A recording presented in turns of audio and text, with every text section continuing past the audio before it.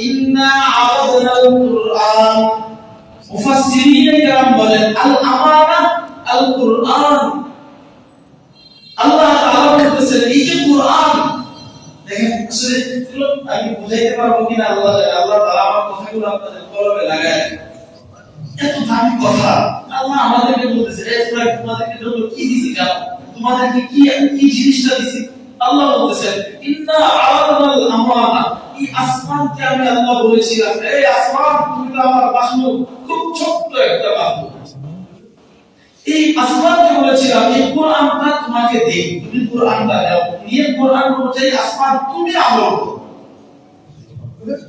জমিনকে আল্লাহ বলেছে এই জমিন এই কোরআনটাকে তোমাকে দেই এই জমিনকে বলছে এই কোরআনটা তোমাকে দেই তুমি এই কোরআনটা নিয়ে কোরআন অনুযায়ী আমল করো জীবন সাজাও তুমি তোমার জন্য এই দুনিয়ার জীবনটা দিছি একদিন তো তুমি শেষ হয়ে যাবে এই জমিনটা আল্লাহ বলছে একদিন তো শেষ হয়ে যাবে এই কোরআনটা দিয়ে নিজেকে সাজায় ফেলো ইন্না আরাদনাল আমানাতা আলাস সামাওয়াতি ওয়াল আরদি ওয়াল জিবাল এই বড় পাহাড়কে আল্লাহ বলছে পাহাড় নাও তুমি এই কোরআনটা আমি তোমাকে দেই ফাআবাইনা আন ইয়াহমিলনাহা ইয়া রব এত দামি জিনিস এত ভারী জিনিস আমরা এটা বহন করতে পারবো না আল্লাহ বলতেছেন এই কোরআনকে আমরা বহন করতে পারবো না ওয়া হামালাল ইনসান এই কোরআনকে আল্লাহ তাআলা বলেছেন এই কোরআনকে আমি মহব্বত করে যখন দিলাম তো মানব জাতি কোরআনকে বহন করে ফেলেছে মানব জাতি বহন করে ফেলেছে দেখেন আল্লাহ কি মহব্বত দিয়েছে এখানে ইন্নাহু কানা যালুমান জাহুলা আমরা দুষ্টামি করে আজ যুগে বলি না দুষ্ট ছেলে আল্লাহ এরকম কেমন জানি বলছে ইন্নাহু কানা যালুমান জাহুলা এই মানুষগুলো তো আসলে খুব মূর্খ এরা কেমন জানি জানে না চাইলেই কোরআনটা নিয়ে নিছে এরা আসলে এখন বুঝে না কোরআনটা কি জিনিস অন্য জায়গায় আল্লাহ বলতেছেন লাউ আনজালনা হাযাল কুরআনা আলা জাবালিন লারাআইতাহু খাশিআন মুতাসাদ্দিআন লারাআইতাহু খাশিআন মুতাসাদ্দিআন মিন খাশিয়াতিল্লাহ আল্লাহ কথা আমি যদি আল্লাহ বলতেছেন আমি যদি কোরআনটাকে পাহাড়ের উপর নাযিল করতাম অনেক বড় পাহাড় এই কোরআনটাকে যদি পাহাড়ের উপর নাযিল করতাম পাহাড় কেন অস্বীকার করবে যে দিতে পারবো না এই কোরআন পাহাড় কেন অস্বীকার করবে আল্লাহ বলতেছেন লারাআইতাহু খাশিআন মুতাসাদ্দিআন মিন খাশিয়াতিল্লাহ তাহলে বান্দা তুমি সচক্ষে দেখতে পাইলা এই কোরআন তার উপরে নাযিল করা মাত্রই পাহাড় কোরআনের ভারে চূর্ণ বিচূর্ণ হয়ে মাটির সাথে একদম সমতল ভূমিতে পরিণত হয়ে যায় কোরআনের ভারে এই কোরআনটা আপনাকে আল্লাহ দিয়েছেন এই কোরআনটা আমাকে আল্লাহ দিয়েছেন এত দামি জিনিস কি কেমন বুঝে আপনারা বুঝাইতে পারতেছি না এই যে আসমান কত বড় এই আসমান বলছে পারবো না এটা আপনি পারছেন এই জমিন কত বিস্তৃত জমিন বলেছে আল্লাহ সম্ভব না আমার দ্বারা তো বাস এটা আপনাকে আল্লাহ দিয়েছে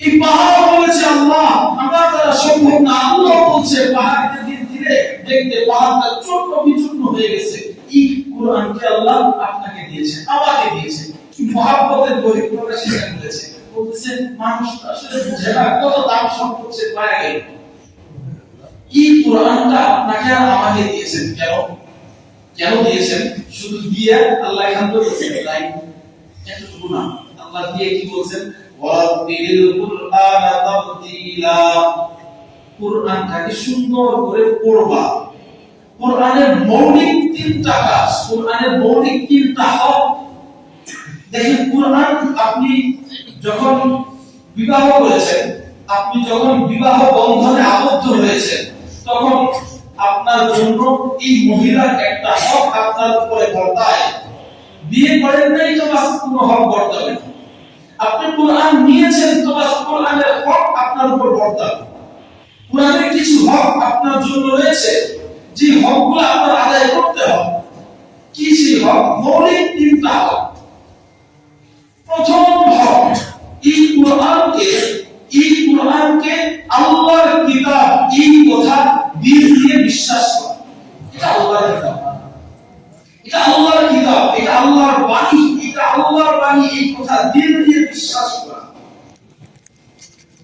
দুই নাম্বার কোরআনের হক। দেখেন কোরআন এই হকগুলো আপনার কাছে পায়।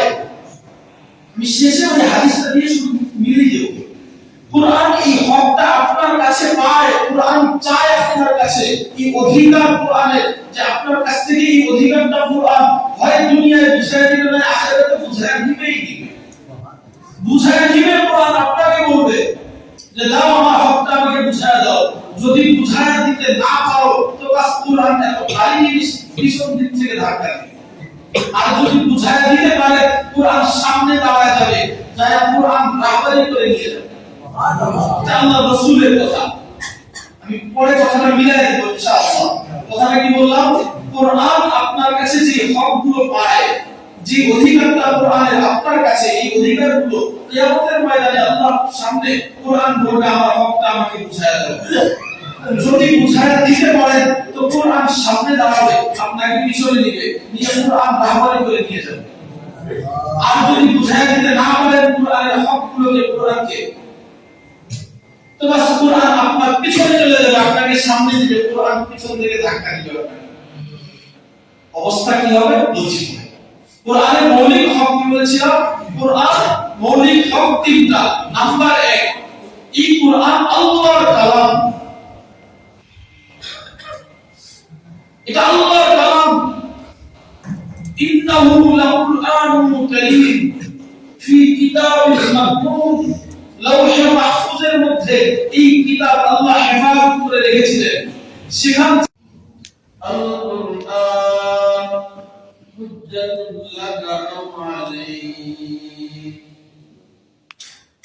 আও কামা ক্বালা আন-নাবিয়্যু আলাইহিস সালাতু ওয়াস-সালাম। আল্লাহুম্মা সাল্লি আলা মুহাম্মাদিন নাবিয়্যিল উম্মি ওয়া আলা আলিহি ওয়া সাল্লিম তাসলিমা।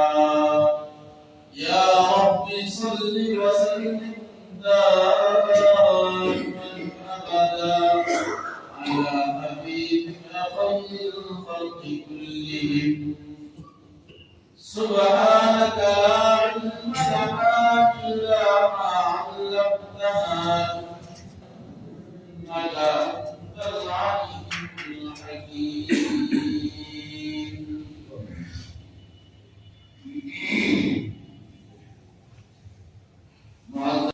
সেই নিয়মে, সেই অবস্থা নবী আল্লাহ পাঠিয়েছেন। শুধুই মাত্র নবী পাঠায় ক্ষান্ত করেন নাই, নবীর সাথে সাথে আবার রাসূলের সাথে সাথে আবার কিতাবও দিয়েছেন। অনেক ক্ষেত্রে এরকম হয়েছে যে প্রেসক্রিপশন পরিবর্তন হয় নাই, ডাক্তারের পরিবর্তন হয়েছে। অনেক ক্ষেত্রে এমনও হয়েছে ডাক্তার সহ প্রেসক্রিপশনও পরিবর্তন হয়েছে। শব্দগুলো নবীদের শানে অনুপযুক্ত, বুঝাইবার জন্য শুধু বললাম। ডাক্তার বলতে বুঝাইলাম রাসূল নবীদেরকে, প্রেসক্রিপশন বলতে বুঝাইলাম আল্লাহর পক্ষ থেকে যে সমস্ত কিতাব নাযিল করেছেন, এই সমস্ত কিতাবগুলো আমাদের মতো রোগাক্রান্ত উম্মতের জন্য আল্লাহর পক্ষ থেকে সুস্থতার প্রেসক্রিপশন। সুবহানাল্লাহ। আল্লাহ তাআলা আমাদের জন্য জানায়া দিয়েছেন وَنُنَزِّلُ مِنَ الْقُرْآنِ مَا هُوَ شِفَاءٌ وَرَحْمَةٌ لِلْعَالَمِينَ। আল্লাহ তাআলা এই কুরআন নাযিল করেছেন রহমত হিসাবে, শিফা হিসাবে। শিফা অসুস্থতা আর সুস্থতা, এই দুইটা শব্দ তো জানি, কিন্তু অসুস্থতা যে শুধুই মাত্র আমরা মনে করি বাহ্যিক অঙ্গের মধ্যে হয়, আভ্যন্তরীণ অঙ্গেও যে অসুস্থতা আসে, রোগ গ্রাস করে, এই অনুভূতিটা আমাদের ভিতর থেকে হারায় যাচ্ছে।